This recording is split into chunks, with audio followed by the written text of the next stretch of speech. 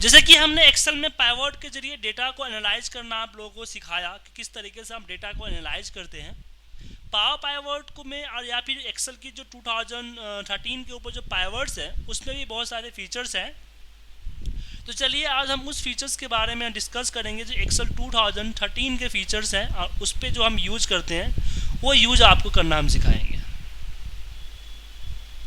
और उसी में आपको एक ऑप्शन है पावर पाइवट का, तो पावर पाइवट के बारे में भी हम डिस्कस करेंगे।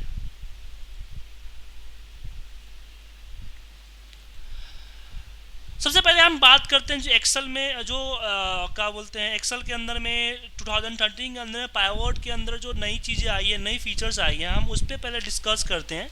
उसके बाद हम बात करेंगे पावर पाइवट पे।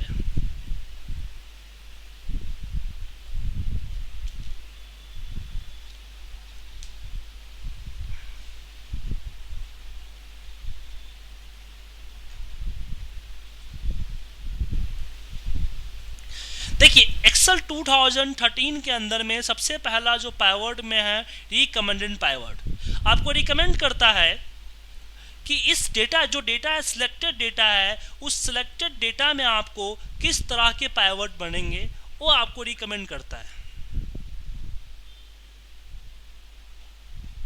किस तरह के आपको सिलेक्टेड डेटा में पाइवट क्रिएट होगा उसको रिकमेंड करता है आपको रिकमेंड पाइवट।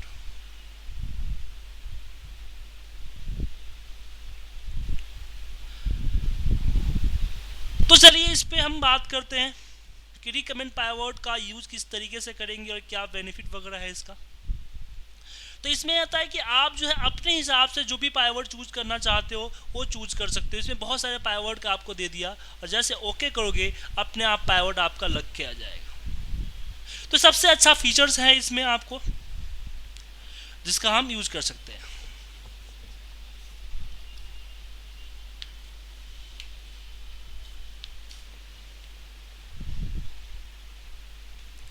अब इसमें हम बात करते हैं कि इसमें और क्या क्या नई फीचर्स आई है। सबसे पहला फीचर आपका आया स्लाइसर का। इंसर्ट के अंदर में आपके पास यहाँ पे स्लाइसर है आपके पास। स्लाइसर जस्ट लाइक फिल्टर की तरह होता है। जैसे एक्सेल 2007 के अंदर में हम नॉर्मल फिल्टर लगाते थे, तो फिल्टर के लिए हम इसका यूज करते हैं। जैसे हम प्रोडक्ट यहाँ पे यहाँ प्रोडक्ट है, रीजन्स ले लेते हैं, कस्टमर टाइप ले लेते हैं, दो तीन ले सकता हूँ मैं यहाँ पे। अब यहाँ पे अब हो सकता है इसमें आप चार्ट बना लीजिए। इंसर्ट, हमने कोई चार्ट इंसर्ट कर ली।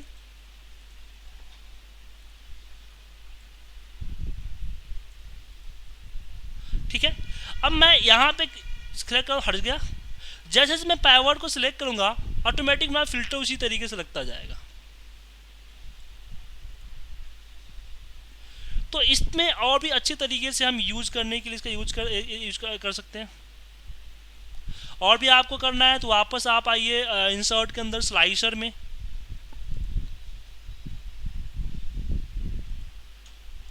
सॉरी माफ कीजिएगा, पाइवट पे क्लिक करके आप स्लाइसर लगाइए तभी लगेगा आपका। उसके बाद मैं यहाँ पे प्रोडक्ट है तो मैं प्रोडक्ट भी ले लेता हूँ, रिजॉल्व भी ले लेता हूँ।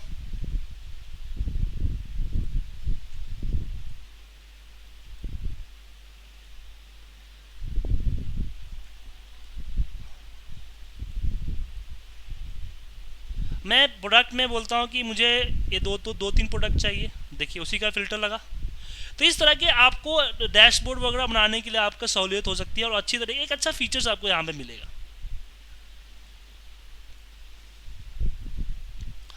संजय जी समझ में आया आपको ये?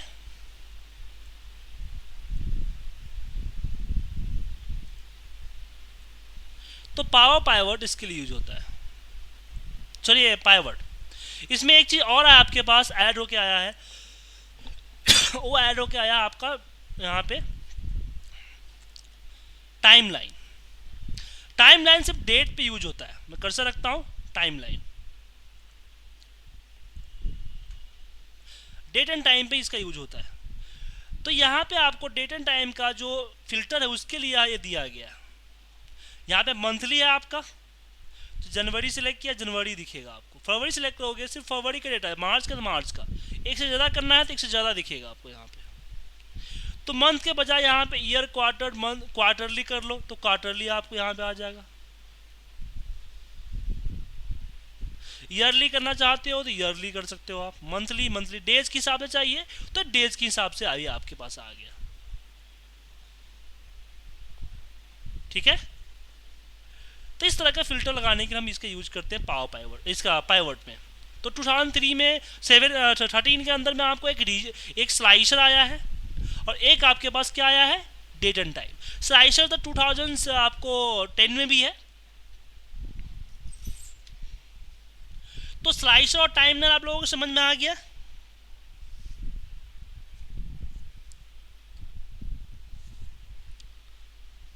हसन जी कोई प्रॉब्लम है? अब उसके बाद हमारे पास जो नया चीज आया है वो नई चीज पे डिस्कस करते हैं, पावर पाइवट। अब पावर पाइवट के लिए मैं पावर पाइवट का डेटा उठाता हूं। पावर पाइवट स्पार्क लाइन अगर मैं चार्ट में बताऊंगा sir, this is not a part of the power pivot, pivot का पार्ट नहीं है। अब जैसे कि आपके सामने मेरे पास एक डेटा है, मैं इस डेटा को कॉपी पेस्ट कर लेता हूं अपने उस फाइल के अंदर में। मेरे पास 3 डेटाबेस है। एक है हमारे पास कस्टमर, रिलेशनशिप के लिए पावर पाइवट यूज होता है, याद रखिएगा, कस्टमर। दूसरा है हमारे पास प्रोडक्ट,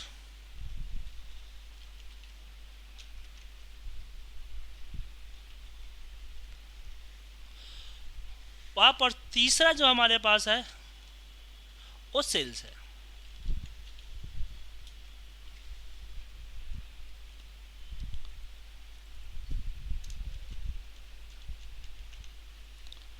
और यहाँ पे सेल्स है।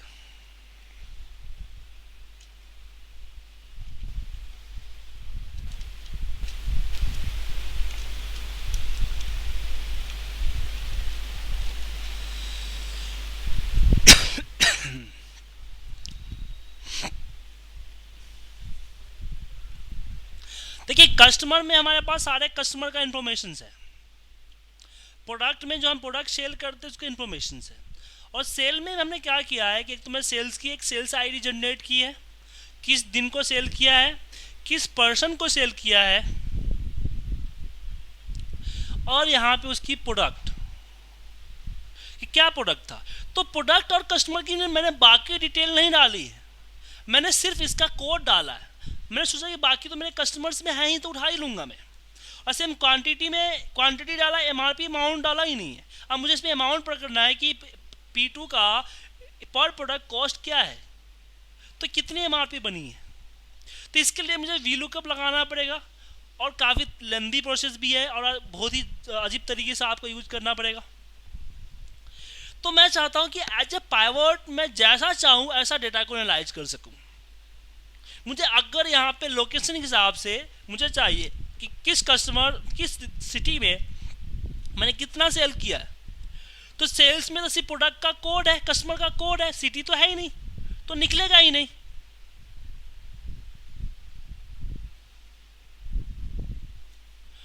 तो उस केस में हम क्या करेंगे उस पर हम डिस्कस आपको बताते हैं। तो उस केस में हम पावर पाइवट यूज करते हैं। 2007 में ऐसा प्रोसेस नहीं है हमारे पास, इसके लिए हम लोग 2007 में MS एक्सेस का यूज करते हैं। लेकिन 2013 में हमारे पास पावर पाइवट आया। 2010 में ही पावर पाइवट है, लेकिन वो इनबिल्ट नहीं है, वो आपको अलग से देना पड़ेगा। पावर पाइवट के लिए जैसे आप पावर व्यू पे क्लिक करोगे तो आपको पावर पाइवट का एक तरह का यहाँ पे विंडो आ जाएगा, याद रखिएगा। ठीक है, इंसर्ट के अंदर आप पावर व्यू पे क्लिक करोगे तो पावर पॉइंट आपके पास आ जाएगा। अगर नहीं तो आप एक्सेल ऑप्शन में चले जाओ, 2013 के अगर पास विंडो है तो कस्टमाइज रिबन और यहाँ पे पावर पॉइंट पे क्लिक कर लो।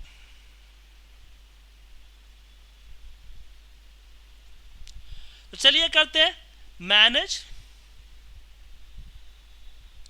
जैसे मैंने मैनेज पे क्लिक किया, आपको एक्सेल की जैसा एक सिमिलर विंडो खुलेगा। थोड़ा वेट कीजिए, खुलने में थोड़ा टाइम लगता है। एक्सेल के सिमिलर एक आपको विंडो खुलेगा, उसी पे आपका पावर पाइवट हम यूज करते हैं।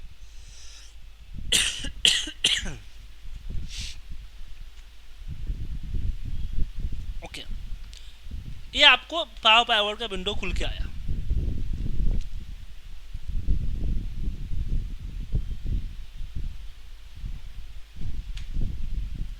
उसके बाद मैं आता हूँ पाइवट के अपने डेटा जो डेटा है हमारा उस डेटा के ऊपर।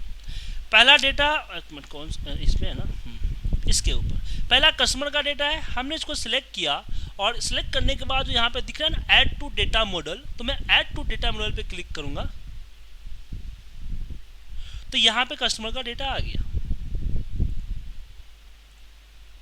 फिर प्रोडक्ट में गया, प्रोडक्ट याद रखिएगा उसको आप लोग टेबल में कन्वर्ट कर लीजिएगा, आपका जो भी डेटा होगा उसको टेबल में कन्वर्ट कर लीजिएगा, सही रहेगा आपको। वापस ऐड टू डेटा मॉडल, तो नीचे देखिए प्रोडक्ट का डेटा आ गया, यहाँ पे प्रोडक्ट। वापस चलता हूँ सेल्स पे, सेल्स पे क्लिक किया, ऐड टू डेटा मॉडल, तो आपको यहाँ पे सेल्स आ गया। अब मुझे सेल्स में अभी क्या है कि ये दोनों आपस में इनका कोई रिलेशनशिप नहीं है,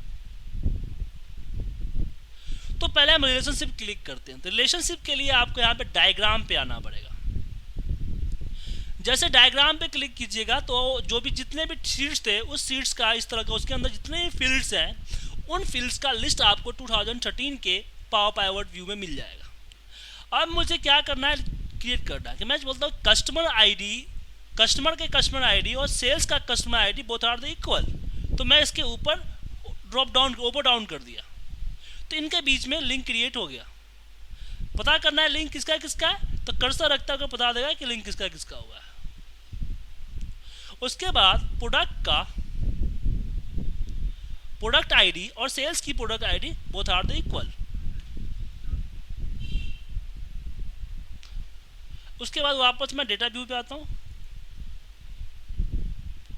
अब मुझे यहां पे क्या करना है कि मुझे यहां पे एमआरपी लेके आनी है, तो मैं यहां पे लिखता हूं एमआरपी। इस तरह बैकएंड में होगा, ठीक है। और यहां पे मैं करता हूं रिलेट, एक फॉर्मूला लगाना पड़ेगा रिलेट का आपको। रिलेट में मुझे क्या चाहिए, प्रोडक्ट का एमआरपी। ब्रैकेट क्लोज करके एंटर मारते ही देखिए कि यहाँ पे सब में प्रोडक्ट की एमआरपी आपके पास आ गई। फिर यहाँ पे मुझे अमाउंट क्रिएट करने हैं, तो यहाँ पे मैं लिखूंगा अमाउंट,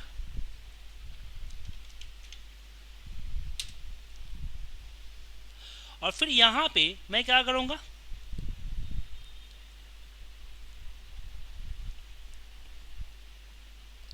वापस वही रिलेट का फंक्शन लगा सकते हो आप। अब यहां भी कर सकते हो और डायरेक्ट पाइवट टेबल पे भी कर सकते हो, मतलब कि मैं यहां कर देता हूं। इसमें रिलेट नहीं है, अमाउंट तो मल्टीप्लाई ही करना है ना मैं, तो quantity multiply by MRP. Enter मारते ही सब में आपका व्यू हो जाएगा। और कुछ करना है तो और कुछ कर लो, नहीं करना है तो मैं क्या कर रहा हूं, पाइवट टेबल पे क्लिक करूंगा तो एक नई शीट इंसर्ट करेगा, उसके अंदर आपका पाइवट टेबल व्यू दे देगा। अब उठा लो यहाँ से, मुझे लोकेशन वाइज चाहिए तो मैंने लोकेशन यहाँ डाला, और इस लोकेशन का मुझे सेल चाहिए, सेल चाहिए, तो मैं यहाँ से क्वांटिटी उठा लेता हूँ, अमाउंट भी उठा लेता हूँ मैं यहाँ से। नॉर्मल पाइवट पे करना मुश्किल था, जो मैंने यहाँ पे कर लिया। मुझे ये देखना है कि प्रोडक्ट नेम के वजह से फिल्टर लगाना है, तो प्रोडक्ट नेम मैं ऊपर रख देता हूँ। मैं यहाँ पे अब डीवीडी से यहाँ पे मैं डीवीडी सिलेक्ट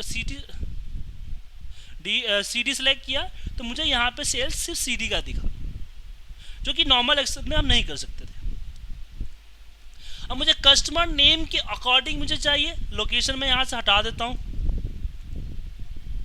तो मैं यहाँ पे कस्टमर नेम यहाँ डालता हूँ, तो कस्टमर नेम के हिसाब से मुझे सेल्स आ गए।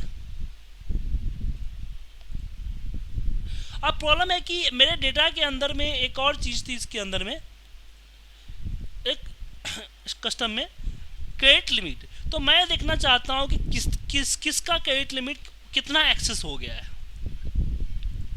तो मुझे यहाँ माइनस करना पड़ेगा। तो इसके लिए हम यहाँ पे डेटा पावर पॉइंट के अंदर में कैलकुलेटेड फील्ड आता है, न्यू कैलकुलेटेड फील्ड पे हम जाएंगे और यहीं पे हम फॉर्मूला यूज कर सकते हैं। यहाँ पे लिख दिया यहाँ पे ओवर लिमिट,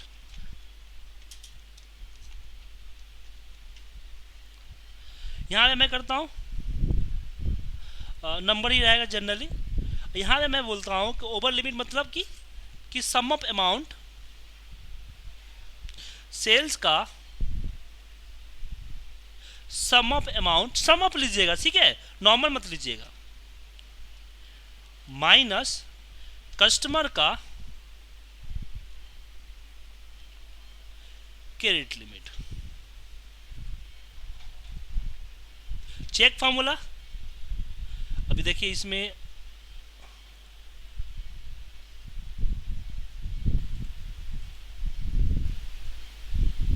कुछ एरर है, इसलिए दिक्कत दे रहा है। ये फॉर्मूला, चेक फॉर्मूला में जब तक ओके ना हो तब तक आप नहीं कर सकते हो। तो मैं एक काम करता हूँ, इसमें ब्रैकेट लेके आता हूँ, नहीं आ रहा है तो मेरा दिक्कत है कुछ, तो इसको मैं डिलीट मारता हूँ।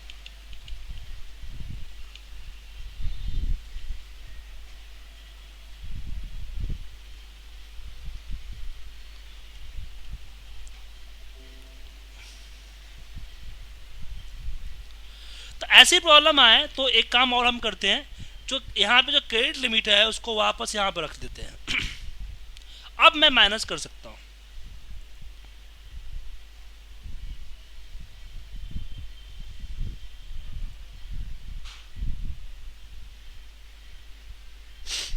अब कैसे करूँगा, कैलकुलेटेड फील्ड में आऊँगा, यहाँ पे करता हूँ कि सेल्स का सम ऑफ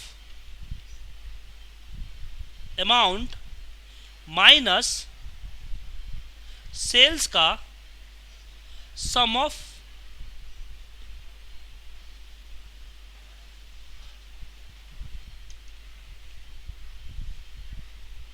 नहीं, कस्टमर करता हूँ, कस्टमर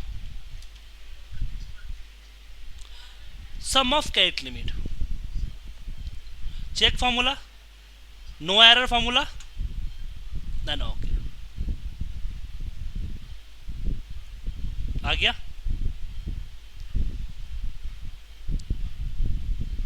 तो इस तरह की जो और भी चीज़ें जो हैं आप यूज़ कर सकते हो।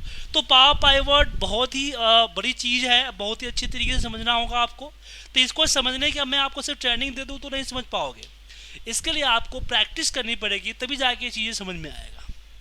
तो आपके पास अगर 2013 है तो उस पर और अच्छी तरीके से आप प्रैक्टिस कीजिए, आपको समझ में आ जाएगा। ये रिलेशनशिप्स के बारे में है। जब मैं एक्सेस पढ़ाऊँगा तो इसको और अच्छे तरीके से आपको समझ में आएगा। तो और नई चीज़ें इसमें कुछ नहीं था। अब बारी आती है इलिस्ट्रेशन की। तो इलिस्ट्रेशन पे 2007 और 13 दोनों का सेम इलिस्ट्रेशन पार्ट है। तो चलिए हम इलिस्ट्रेशन का पार्ट पढ़ते हैं। पावर पाइवट हमारा खत्म हो चुका है, अब बारी आती है इलिस्ट्रेशन का। तो इलिस्ट्रेशन आपको आज ही करना है, कल कर लोगे?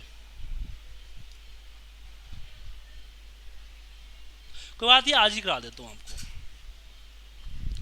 इलिस्ट्रेशन का मतलब हुआ कि आप किस तरीके से पिक्चर्स पे काम करोगे, आप पिक्चर्स पे ओवरराइड किस तरीके से आप करोगे, वो है इलिस्ट्रेशन का पार्ट।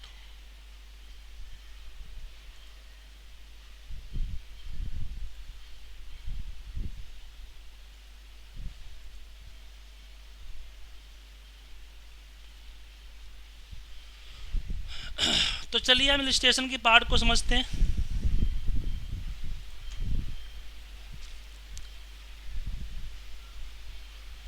अगर मुझे एक्सेल के अंदर में कोई पिक्चर कॉपी पेस्ट करनी है तो कैसे करूंगा? अगर किसी वेबसाइट से या कहीं से आप कॉपी पेस्ट करना तो कैसे करोगे, वो बताता हूँ आपको। तो जैसे कि मैंने गूगल इमेज से कोई फोटो उठाता हूँ चार्ट्स में,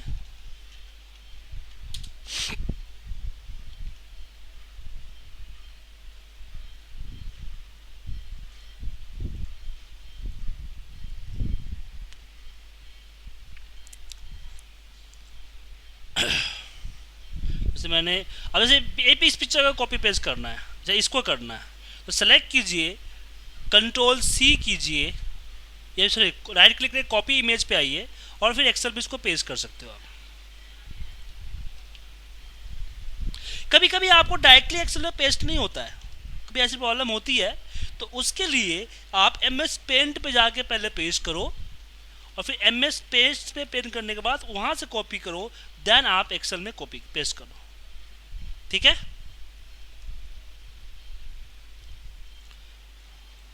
अब जैसे आपने पिक्चर लिया, सबसे पहले बात आती है पिक्चर को रीसाइज। हम पिक्चर कॉपी पेस्ट करने के बाद पिक्चर में हम क्या करते हैं, इसको छोटा या बड़ा करते हैं। पिक्चर को कभी भी छोटा या बड़ा करने के लिए आप कॉर्नर से छोटा और बड़ा खींचिए, हो सकता है कंट्रोल भी प्रेस कर लीजिए, तो चारों तरफ से छोटा और बड़ा होता है। इसका बेनिफिट यही होता है कि चारों तरफ से छोटा और बड़ा होता है। अगर मैं मान लो कि एक तरफ से ऐसे खींच दूं तो स्ट्रेस दिखेगा आपको।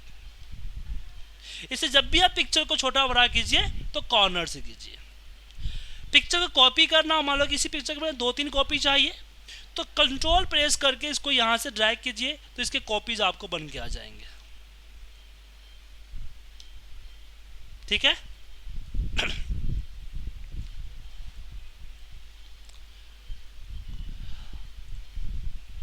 अब बात आती है पिक्चर पे कुछ अलग तरीके की चीज करते हैं। चलिए, पिक्चर पे आने पे सबसे पहले इसकी पिक्चर की मैं ब्राइटनेस कम और ज्यादा कर सकता हूं। किसी पिक्चर की ब्राइटनेस को कम और ज्यादा मैं कर सकता हूं। इसके कंट्रास्ट को मैं कम और ज्यादा कर सकता हूं। इसको किसी अलग कलर में से बैकग्राउंड में या फिर कोई और कलर में कन्वर्ट कर सकता हूं, वन कलर। कंप्रेस पिक्चर क्या करता है कि इसमें जो अनवांटेड पिक्सेल्स होते हैं इसको रिमूव करता है। तो इसकी जरूरत कब पड़ती है, तो देखिए पिक्चर में मोस्टली हम लोग क्या करते हैं ना, स्क्रीनशॉट भेजते हैं। स्क्रीनशॉट मतलब कि जब भी हमारा जो एक्सेल, हमारा जो ये होता है एक्सेल के अंदर में, जो हम कभी क्या होता है कि टेस्टिंग वेस्टिंग करते हैं या फिर कोई वेबसाइट नहीं चलती है तो उसकी स्क्रीनशॉट में डिफरेंट तरीके से लेते हैं। ज़्यादातर इसका यूज करते हैं जो टेस्टिंग का काम फील्ड में होते हैं, जो टेस्टिंग वेबसाइट टेस्टिंग या सॉफ्टवेयर टेस्टिंग करते हैं, तो जो टेस्टिंग होती है उसका कॉपी करके एक्सेल में पेस्ट करके। कंप्रेस पिक्चर करने से क्या होता है कि जब बहुत सारे पिक्चर जाते हैं तो फाइल हैवी जाती है, मेल पे नहीं जाती है, तो कंप्रेस कर देते हैं। चेंज पिक्चर कि आप मान लो कि इस पर आपने बहुत सारी चीज़ें कर दी है और इस पिक्चर को चेंज करना चाहते हो, बाकी सारा पिक्चर है, इस पिक्चर को चेंज करना चाहते हो, तो चेंज पिक्चर क्या होगा कि जो भी आपने फॉर्मेटिंग स्टाइल अप्लाई किया है वो सेम रहेगा, सिर्फ इसका पिक्चर चेंज हो जाएगा। पिक्चर चेंज के बाद आपके रीसेट पिक्चर, मान लो आपने पिक्चर में इतना कर दिया जो कि बहुत घटिया लग रहा है और आपको ओरिजिनल पिक्चर पे आना है, तो रीसेट पिक्चर जैसा आपका पिक्चर ओरिजिनल था उसमें हो जाएगा। आपको पिक्चर के स्टाइल्स, पिक्चर को अपने हिसाब से इस तरह के बैकग्राउंड में डाल सकते हो आप। पिक्चर को किसी सैफ में डाल सकते हो, जैसे जो सैफ के इमेजेस होते हैं उसमें आप डाल सकते हो। पिक्चर पे आप बॉर्डर कलर अप्लाई कर सकते हो। बॉर्डर की साइज कितना बड़ा होना चाहिए तो आप इससे डिपेंड कर सकते हो, और भी चाहिए तो यहाँ पे क्लिक कर लो। जैसे मैंने बॉर्डर का साइज ये ले लिया, और यहाँ पे मैं डिजाइन यहाँ से लेता हूँ, डॉट डॉट आए, तो देखिए डॉट डॉट आ रहा है। पिक्चर पे आपको कोई 3D इफेक्ट देनी है तो इसके लिए आता है reflections, glow, soft egg, 3D rotations, इसे यूज करते हैं। अब जैसे 2-3 पिक्चर में रखा है, मैं मान लो इसको बैक में भेजना है तो सेंड टू बैक, फ्रंट बनाना, बिगिन फ्रंट। सिलेक्शन पेन के जरिए क्या कर सकते हो आप कि आप पिक्चर को हाइड अनहाइड कर सकते हो। इसको क्लिक किया, हाइड। कभी कभी क्या होता है जब मान लो कुछ तरह का डैशबोर्ड बनाया, इसलिए कुछ पिक्चर्स वगैरह आपने लोगों का लगाया, आप प्रिंट आउट में नहीं चाहते हो तो उसको यहाँ से हटा दो, आपको डिलीट करने की जरूरत नहीं है।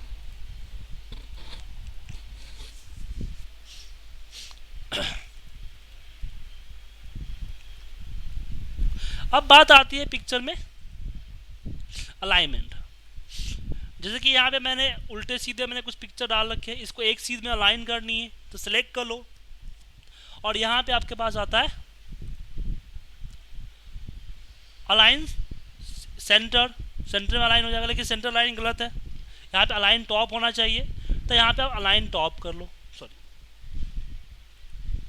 Align top. अब इन दोनों का बीच का स्पेस अलग अलग है, तो यहाँ पे क्लिक करो, डिस्ट्रीब्यूट हॉरिजॉन्टली एंड वर्टिकली,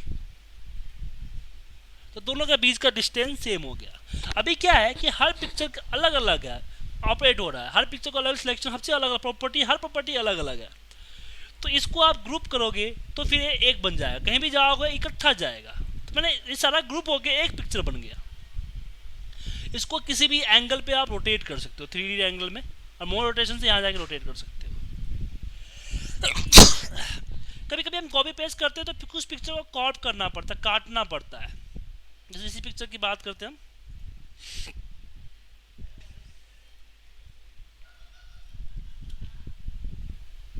इसको मुझे काटना है थोड़ा सा, तो उसके लिए हम पिक्चर में आते हैं, क्रॉप पे जाते हैं और फिर इस पिक्चर को क्रॉप कर लेते हैं।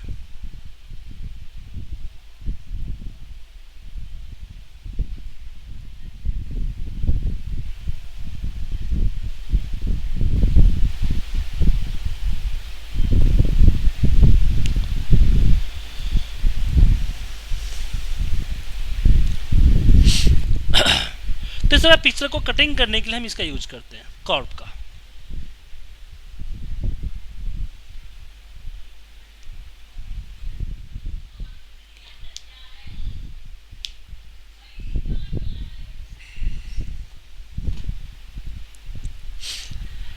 तो पिक्चर पे करने के बाद हम इंसर्ट में आते हैं, क्लिप बोर्ड तो पता है आप लोगों को एक्सेल के अंदर में बाय डिफॉल्ट पिक्चर होते हैं, उसको यूज करते हैं। सैप्स, अब अपने हिसाब से कुछ सैप्स में कोई डिजाइन ड्रॉ कर सकते हो, फिर इसके अंदर कुछ जो फॉर्मेट्स हैं फॉर्मेट्स अप्लाई कर सकते हो, जो फॉर्मेट चूज करना है। इसकी कलरिंग वगैरह चेंज कर सकते हो। इसमें आप क्या बोलते हैं, कोई भी जैसे कि आउटलाइन बॉर्डर वगैरह दे सकते हो। इसको 3D वगैरह में आप कन्वर्ट कर सकते हो। इसमें कुछ टाइप करना है तो टाइप कर सकते हो। जैसे मैंने टाइप कर दिया द एक्सेल स्कूल। अब इसकी जो लिखावट है, इस लिखावट को अपने हिसाब से रिफ्लेक्ट कर सकते हो, जैसे अपने हिसाब से फॉर्मेटिंग दे सकते हो कि इसकी अंदर की लिखावट किस फॉर्मेट की होनी चाहिए, उसकी साइज क्या होना चाहिए। तो साइज आप यहाँ से ही बढ़ा सकते हो, बाकी चीज़ सारी फॉर्मेटिंग इस पर कर सकते हो। ये तो नॉर्मल चीज़ें तो पता है आपको। इस पर मेन चीज़ आती है कि इसकी डिज़ाइन चेंज कर सकते हैं। तो यहाँ पे आइए, ड्राइंग टूल्स पे जब क्लिक करते हो तो सबसे पहला यहाँ पे डॉट लाइन दिखेगा जिसमें होता है कन्वर्ट टू फ्री फॉर्म। तो one time convert to free form हम कर देते हैं तो नेक्स्ट हमारे पास यहाँ आता है एडिट पॉइंट्स। तो एडिट पॉइंट्स पे क्लिक कीजिए। अब इस पॉइंट को जैसे मर्जी वैसे आप चेंज कर सकते हो। तो पिक्चर किसी भी सैप्स को डिजाइनिंग करने के बाद इसको आप चेंज कर सकते हो, ठीक है। सैप्स के बाद हमारे पास नेक्स्ट चैप्टर, इसके अंदर जो नेक्स्ट आता है वो आता है स्मार्ट आर्ट। स्मार्ट आर्ट हम लोग यूज करते हैं जैसे फ्लो चार्ट बनाने के लिए, या फिर कोई फ्लो या डैशबोर्ड वगैरह में हम इसका यूज करते हैं। जैसे ये देखो, कोई सर्कल बनाना है, कोई चार्ट परसेंटेज देना है, या कुछ इस तरह का बनाने हैं, उस पर इसका यूज करते हैं। टेक्स्ट आप इस पर डबल क्लिक करके भी लिख सकते हो या फिर यहाँ भी कर सकते हो। कोई नई चीज़ जोड़ना है तो एंटर मारो, वो नई चीज़ आपको जुड़ जाएगी। इसकी भी यहाँ पे स्टाइल्स हैं, यहाँ भी आप इस तरह से स्टाइल को चूज कर सकते हो। और आपके फिर लेआउट के अंदर भी बहुत सारे स्टाइल्स हैं, उसको भी आप यहाँ पे चूज कर सकते हो, देख सकते हो। तो इलस्ट्रेशन हमारा छोटा सा टॉपिक था जो मैंने आज आपको कराया। आप पाइवट टेबल पे आप लोग अच्छी तरीके से प्रैक्टिस कर लीजिए। संजय जी कल बताया तो था पाइवट विद अदर एप्लीकेशन में एक्सेस के जरिए हमने कैसे यूज किया था।